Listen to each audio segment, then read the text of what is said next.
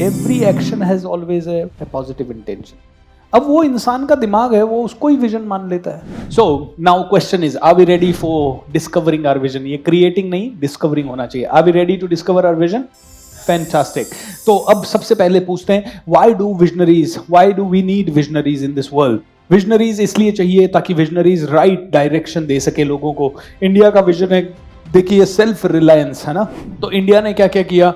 Green revolution लाया, white revolution, super computer, ISRO, dams, canals, powers plants, bullet trains and make in India and so many things. लेकिन जब पाकिस्तान का vision क्या है? To be prepared for India, Kashmir ले दो। तो जो विजन जैसा है वैसे ही फिर एक्शन है। खाने पीने के वादे हैं, गैस में गुब्बारे में भर के गैस ले जा रहे हैं। मैं समझ में नहीं पा रहा, सिलेंडर 17,000 रुपए का गैस सिलेंडर उधर, और वो गुब्बारे में भर के पॉलिथीन में किचन की कुकिंग गैस ले जा रहे हैं। और वो कैसे ले जा रहे हैं मेरे को वही नहीं समझ में आ रहा है। जापान का vision, a country that motivates and gives hopes to its young people, a nation that contributes positively to the international society is widely trusted। हमें एक ऐसा देश बनना है जो कि पॉजिटिवली कंट्रीब्यूट कर सके पूरे वर्ल्ड में, पूरी सोसाइटी में, ये जापान कहता है। और ऐसा हम देश बने जिसको सब लोग, सारी सोसाइटी ट्रस्ट करे इंटरनेशनल पटल पे। तो जापान का हमेशा जब इस तरह का होता है तो जापान ने क्या ये कर दिखाया है? 100%। आज जापान को कौन ट्रस्ट नहीं करता? Japanese products are considered to be the best. Japan में कोई चीज खोकर चल रही है तो पूरी दुनिया उसे फॉलो करने की कोशिश करने लगी है। The impact of visionaries on societies and nation, social reforms आए हमारे देश में, जितने भी सोशल रिफॉर्म्स आए वो किसी न किसी विजनरी ने लेके आए। जैसे कि चिपको आंदोलन हुआ, सुंदरलाल बहुगुणा ने आज से 100-125 साल पहले उसने लोगों को कहा खेतड़ी नामक विलेज में कि भाई साहब सुनो, पेड़ काटने आएंगे अंग्रेज, पेड़ों के चिपक जाना, पेड़ नहीं कटना चाहिए। कितना बड़ा विजन होगा 100 साल पहले। हमारा तो आज भी नहीं हो रहा। वो हम कह रहे हैं हमारे तो फर्नीचर बढ़िया वाली लकड़ी का बनना चाहिए भैया, कोई आए तो तारीफ करना चाहिए। लेकिन वो सुंदरलाल बहुगुणा उस समय कहता है भाई पेड़ मत कटने देना, खुद की गर्दन कटा लेना। एंड लोग भी पेड़ों के चिपक गए। उसके कितना बड़ा वो दम होगा उसकी बात में यार, कितना बड़ा दम होगा उनकी बात में कि लोग उनके कहने पे पूरे गांव वाले पेड़ों के चिपक गए। ये पावर सिर्फ विजनरी के शब्दों में हो सकती है। लेकिन इसके लिए सुंदरलाल जी बहुगुणा को कम से कम 50 साल तपस्या करनी पड़ी होगी। ट्रू और नॉट?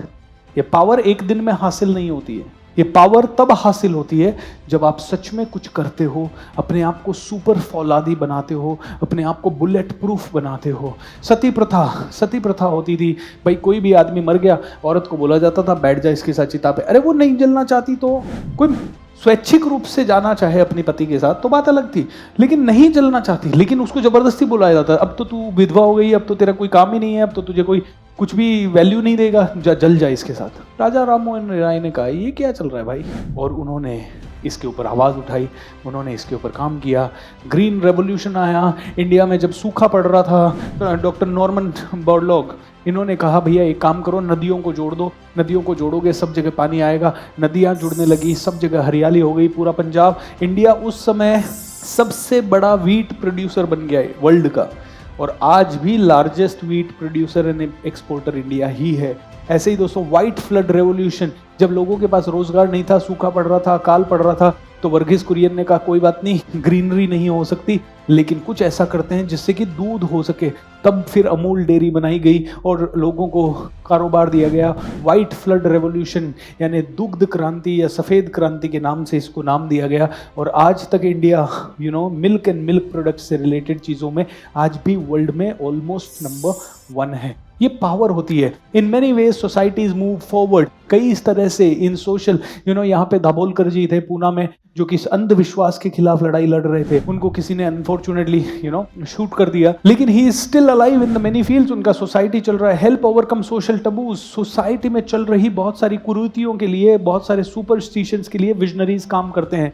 प्रोग्रेस एंड डेवलपमेंट में विजनरीज का साथ क्या है? आप देखिए सिंगापुर को, जो दुबई जो कि रेगिस्तान हुआ करता था, आज दुबई स्वर्ग है एक तरह से। पूरी दुनिया का हर आदमी दुबई आता जाता है, सेंटर पॉइंट बन चुका है पूरी वर्ल्ड का दुबई। ओके, ऐसे ही सिंगापुर फ्रॉम थर्ड वर्ल्ड, मतलब एक बिल्कुल ही गए गुजरे मछुआरों की कंट्री जहां पे कोई डेवलपमेंट नहीं था।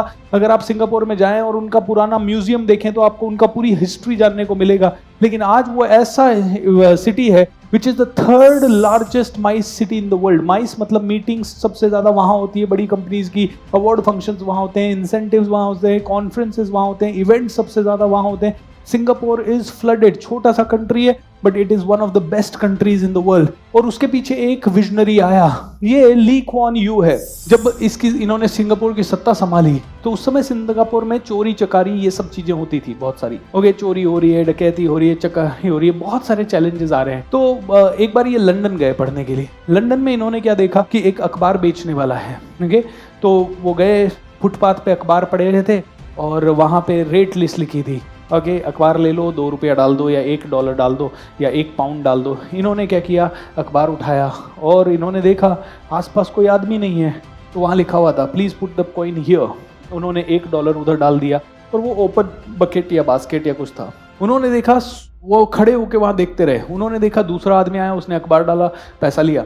उन्होंने कम से कम 1 दिन, 2 दिन, 4 दिन, 10 दिन, 15 दिन ऑब्जर्व किया और 15 दिन ऑब्जर्व किया। उन्होंने एक ही चीज़ देखी, यार अखबार का पैसा कलेक्ट करने के लिए एक भी आदमी नहीं है, उसके बावजूद भी हर आदमी पैसा देके जा रहा है, ना कोई कैमरा लगा हुआ है ना कुछ और। बोले ये एथिकल सिस्टम मुझे सिंगापुर में लाना है। एंड ली कुआन यू ने उसके बाद सिंगापुर की बागडोर संभाली।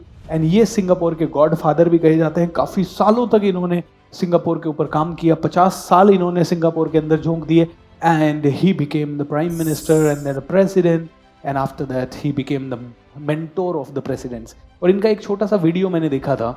सिंगापुर में किसी कारण से जितने भी एरोप्लेन के पायलट थे उन्होंने हड़ताल कर दी।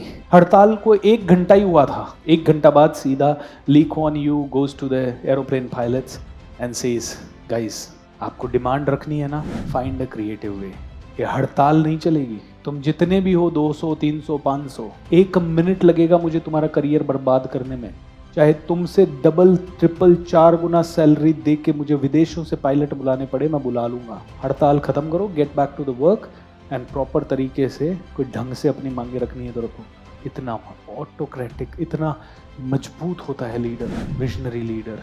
और जब इतना मजबूत होता है तो वो सिंगापुर को बदल देता है एक छोटी सी मछुआरों की कंट्री से वर्ल्ड के लिए बहुत ही बढ़िया स्ट्रॉन्ग कंट्री के रूप। आज पानी नहीं है वहाँ, मिट्टी नहीं है वहाँ, लेकिन वो समुद्र के पानी को क्लीन करके पी रहे हैं। उसका 90% वाटर रिसाइकल हो रहा है, 90% water recycle.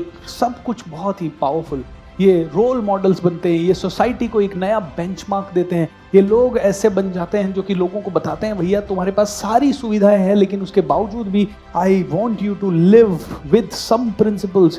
And Gandhi ji का प्रिंसिपल था अहिंसा, मदर टेरेसा का प्रिंसिपल था परोपकार। The president is not one two ask anything for himself. भाई ऐसा प्रेसिडेंट नहीं होना चाहिए। ओनली प्रेसिडेंट इन इंडिया अभी तक के जिनके नाम से आज भी सर सजदे में झुक जाता है, बाकी किसी प्रेसिडेंट के लिए नहीं झुकता। मतलब इतने प्रेसिडेंट हुए फिर भी he was the most uniquest of them all. मतलब इनके लिए जो सम्मान है शायद आज भी किसी के लिए नहीं है। जब आप एक पावरफुल विजनरी बन जाते हैं तो आप ऐसे रिस्पेक्ट बन जाते हैं, आप एक नए आदर्श प्रस्तुत करते हैं। ये जितने भी विजनरी हैं इन्होंने लोगों को इंस्पायर किया बाय डिफरेंशिएटिंग देमसेल्फ यूनिकली। इन्होंने कुछ अलग बेंचमार्क पेश किए, इन्होंने लोगों के साथ वो किया जो कि शायद वो लोग भी, इन्होंने लोगों के लिए पता नहीं किया कि नहीं किया। इनका एक अनकन्वेंशनल बिहेवियर था जहां सभी लोगों ने कहा कि भैया कैसे भी काम करो। गांधी जी ने कहा मैं अहिंसा से करूंगा। गांधी जी में से अहिंसा हटा दो तो गांधी जी का शायद वैल्यू कोलैप्स हो चुका है।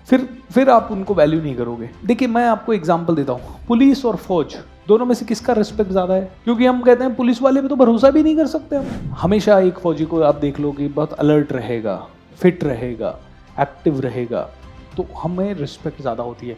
They use their capabilities to reinforce in unexpected ways the highest ideals of community, culture and civilization। दोस्तों जो विजनरी होता है वो हाईएस्ट लेवल के आइडियल्स को, हाईएस्ट लेवल के आइडियल्स, विजनरी बनने के बाद आपके पास ऑप्शन नहीं है ऑर्डिनरी तरह से जीने का। ऑर्डिनरी तरीके से जीने का ऑप्शन ही नहीं है आपके पास विजन आने के बाद। You cannot live in the ordinary way. You have to be an extraordinary way. So much of what is happening around us in the TV world is not encouraging. हम visionary क्यों नहीं बन पाते? क्योंकि हम टीवी में देख रहे हैं। क्या चल रहा है टीवी में? Which movie has come? Which song has been released? Which heroine has wore what? मतलब यही चल रहा है 90%। फिर नेताओं की बहस चल रही है। ये पूरी की पूरी चीज हमें कह रही है देखो ये जो कर रहे हैं ना, it is influencing us. Am I right और रॉन्ग? एक यूथ पूरी तरह से, कल परसों मैं एक फिल्म डायरेक्टर के साथ बैठा था, उन्होंने एक ही चीज कही, भूपेंद्र, इतने लोग हमारे इस इंडस्ट्री में आ रहे हैं और वो इतना डिप्रेस हो जाते हैं, उनको लगता है कि हमें ग्लैमर मिले, और ग्लैमर एकदम से कोई देता नहीं है, उसके कारण भयंकर एक्सप्लॉइटेशन होता है एंड लोग उनको लेफ्ट राइट सेंटर यूज करते हैं and many of them get into drugs. तो वीड मतलब बोलते हैं ये फैशन है हमारी इंडस्ट्री में, और बोलते हैं उसके बाद वो जब तक वो वीड ले रहे हैं तब तक तो उनको हाई लग रहा है, और जब वो नहीं ले रहे तब वो 15 दिन 20 दिन 25 दिन डिप्रेशन में पड़े हैं, उनकी पूरी लाइफ मेस्ड अप है। Many of them it is happening because of many social talks, TV talks and newspaper talks. इसीलिए कहते हैं कौन सी संगत में आप रह रहे हो, that's very very very important my dear friend. Inspiration help us, हमें सबको विजनरी चाहिए, दुनिया को विजनरी चाहिए, बिकॉज इंस्पिरेशन इस दुनिया के हर एक आदमी को हेल्प करती है to become what he wants to become, otherwise he can not become. And ये कहा जाता है a true visionary is necessary in our life. आपकी जिंदगी में जरूरी है, मेरी जिंदगी में जरूरी है, और हमारे सोसाइटी को जरूरी है।